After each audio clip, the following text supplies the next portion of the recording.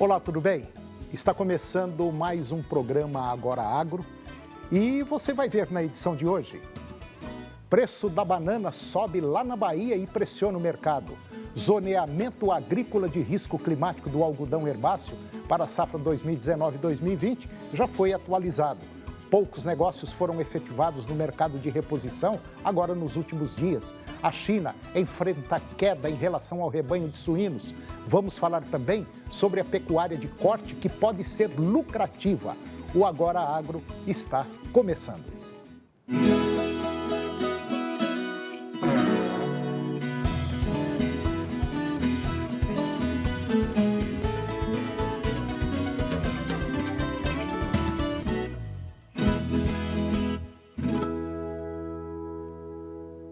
Entre os dias 12 e 16 de agosto, as cotações das bananas nanica e prata na região de Bom Jesus da Lapa, um dos grandes produtores do país, continuaram em alta.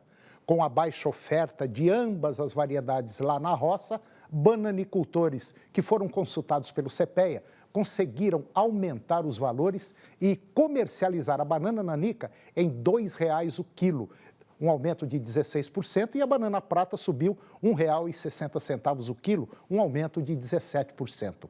Apesar disso, os colaboradores do CPEA relataram que, embora as plantações sejam irrigadas, os bananais na região precisam de água para melhor desenvolvimento do fruto. E como não chove no perímetro rural por pelo menos 2 meses, segundo o INMET, a qualidade da fruta comercializada foi afetada, refletindo em um fruto mais fino, com menor valor agregado. O zoneamento agrícola ZARC do algodão herbáceo para a safra 2019-2020, ele foi atualizado para o Distrito Federal e mais 26 estados, menos o Amazonas. A partir de agora, o zoneamento da cultura será apresentado em 3 níveis de riscos, ou seja, será possível identificar qual o risco de semeadura por decêndio, quer dizer, por 10 dias, para os riscos de 20%, 30% e 40%. Até então, o zoneamento ele contemplava períodos de semeadura somente para risco de 20%. Agora, de acordo com o Ministério da Agricultura, será possível uma melhor avaliação do risco por parte de agentes financeiros e seguradoras e vai permitir ao produtor identificar o risco ao qual estará exposto a depender da data de semeadura para conseguir seguro da safra. O produtor precisa cumprir as orientações do zoneamento agrícola. Agora, para que serve o ZARC? O zoneamento agrícola, chamado de ZARC, tem o objetivo de reduzir os riscos relacionados a problemas climáticos e permite ao produtor identificar a melhor época para plantar, levando em conta a região do país, a cultura e os tipos diferentes de solos. Após algumas semanas de movimentação elevada, o mercado está mais calmo, principalmente na região Nordeste e mais especificamente na Bahia. E poucos negócios foram efetivados no mercado de reposição de bovinos, no mercado de leilões, agora nos últimos dias. A pouca oferta de animais de reposição, seguida do aumento nos preços, tem efeito com que alguns pecuaristas diminuíssem a procura ou recorressem a outros estados para atender a demanda.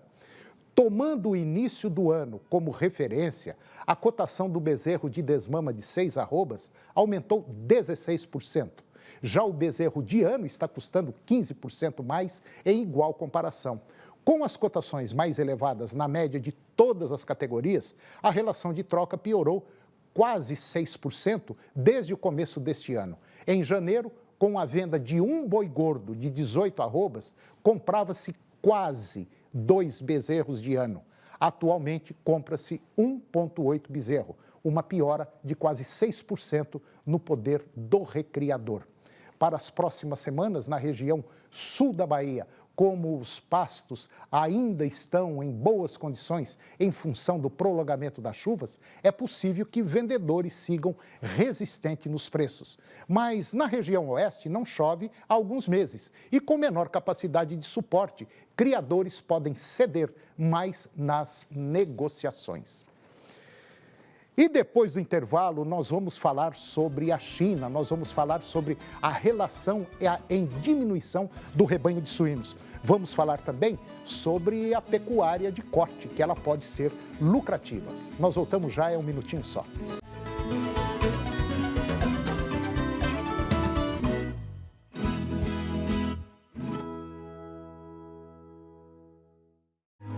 E tudo que pedirem com fé na oração, vós o recebereis. Creia no poder da oração. Creia no poder do Divino Pai Eterno.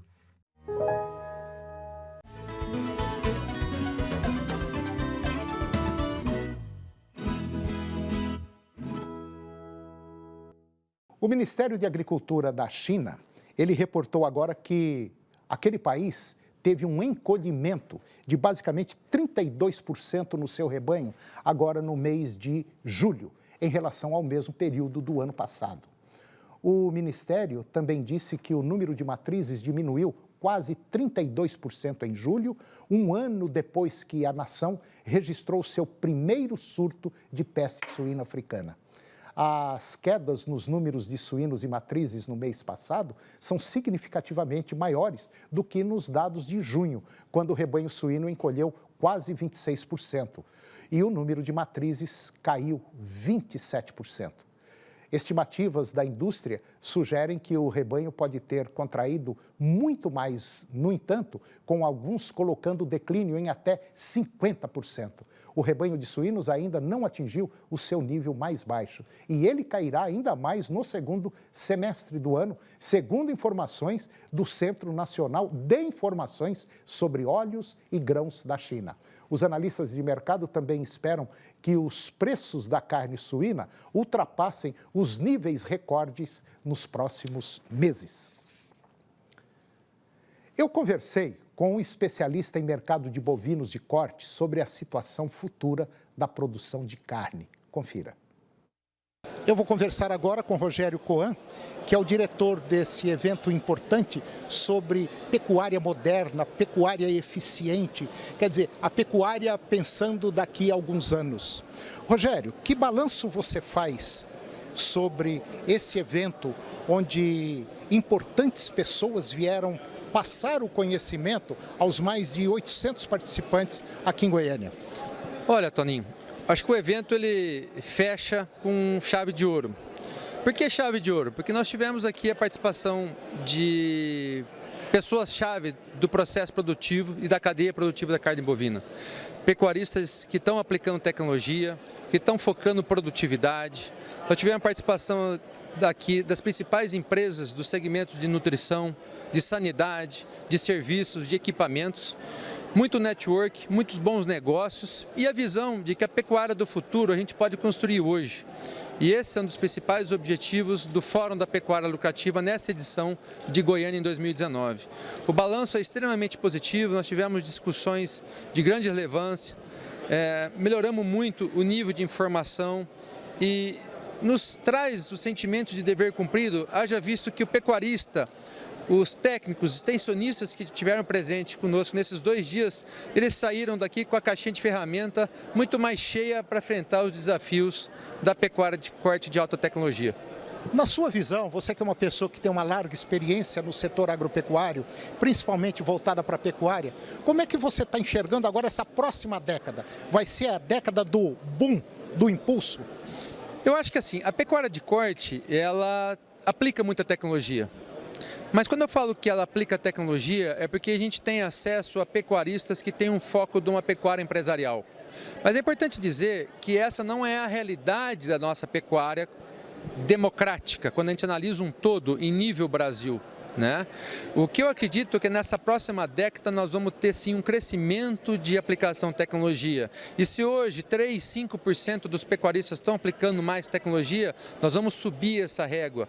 E o objetivo desse evento também é isso, é democratizar as tecnologias impactantes, as tecnologias que trazem melhor relação benefício-custo, que estão focadas em produtividade e em competitividade da pecuária de corte, seja ela de cria, recria, engorda ou ciclo completo.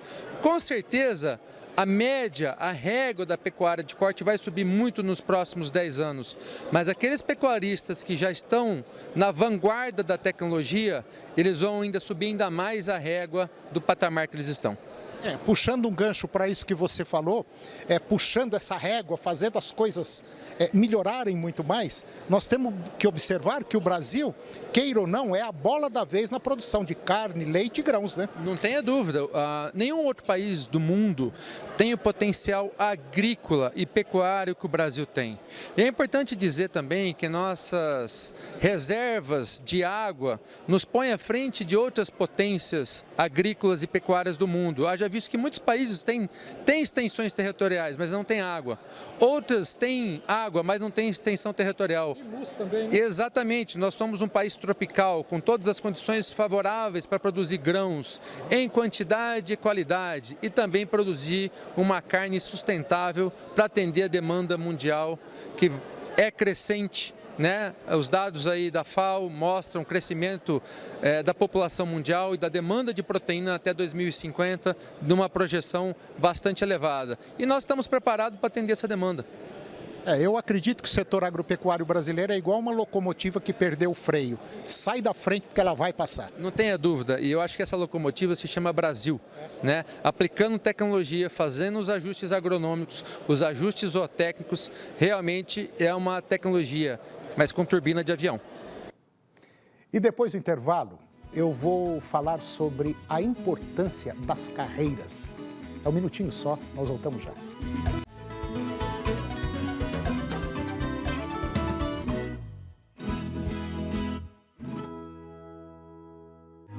E tudo que pedirem com fé na oração, vós o recebereis. Creia no poder da oração. Creia no poder do Divino Pai Eterno.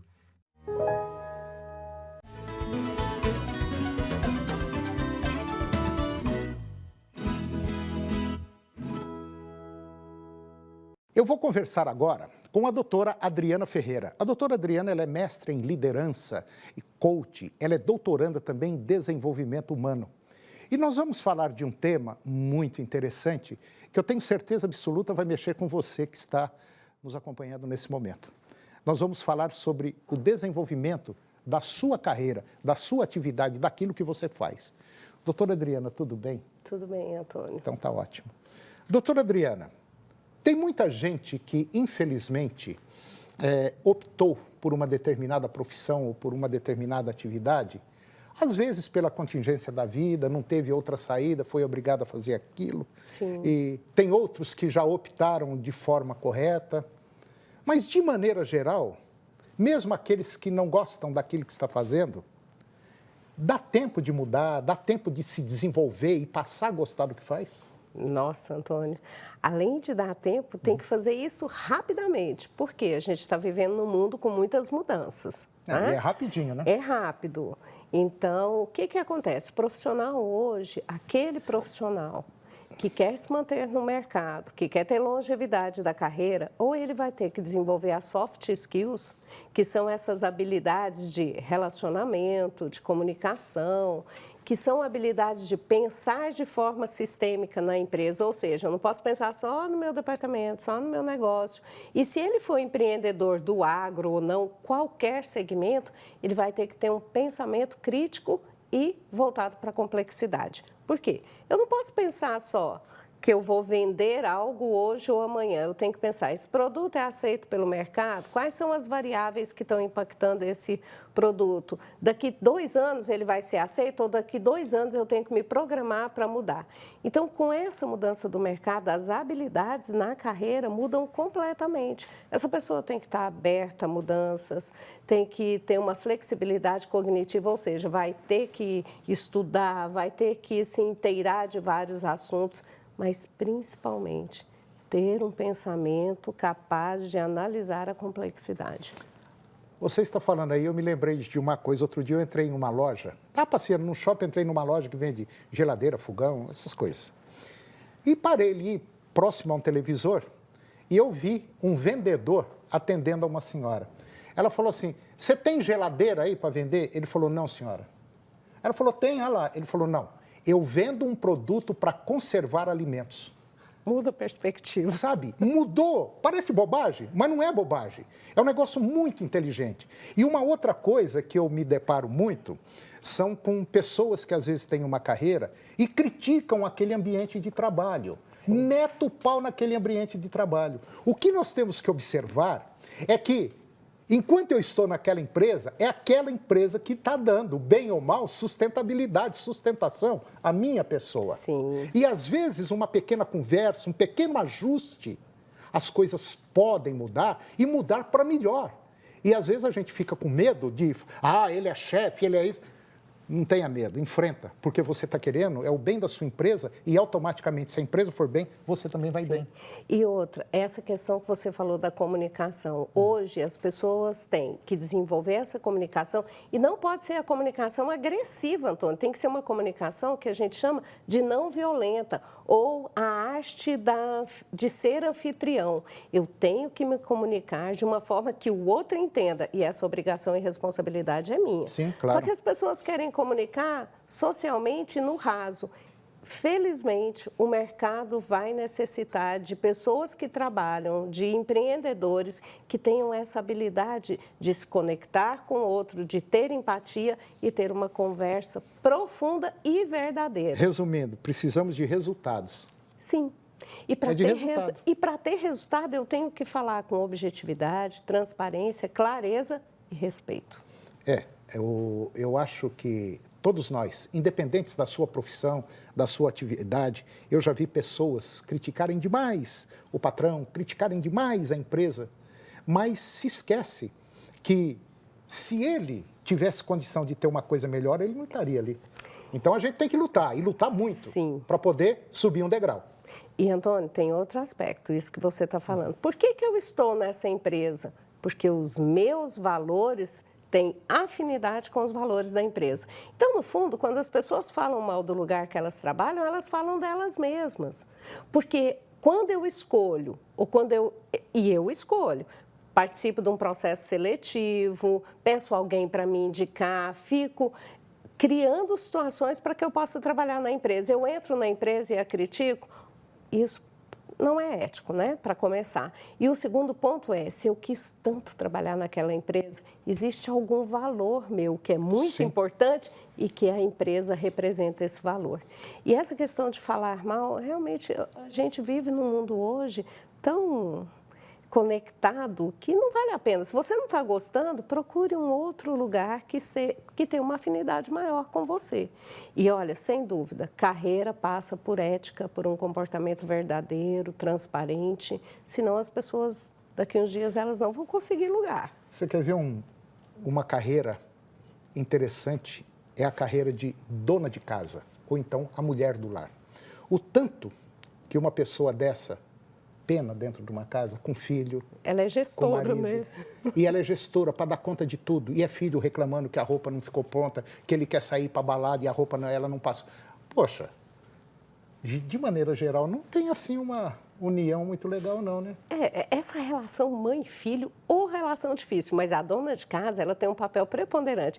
Gente, ela cuida de uma empresa, a casa é uma empresa. E aí ela tem que gerir uma equipe que, por intimidade, briga, reclama. É a mesma coisa de uma empresa, ela faz compra, ela gerencia o dinheiro, É verdade. e aí ela tem uma equipe de filho, pai e não sei mais o quê. Porque se ela resolver reclamando. empinar a carroça, pode ter certeza. A casa para. A casa cai.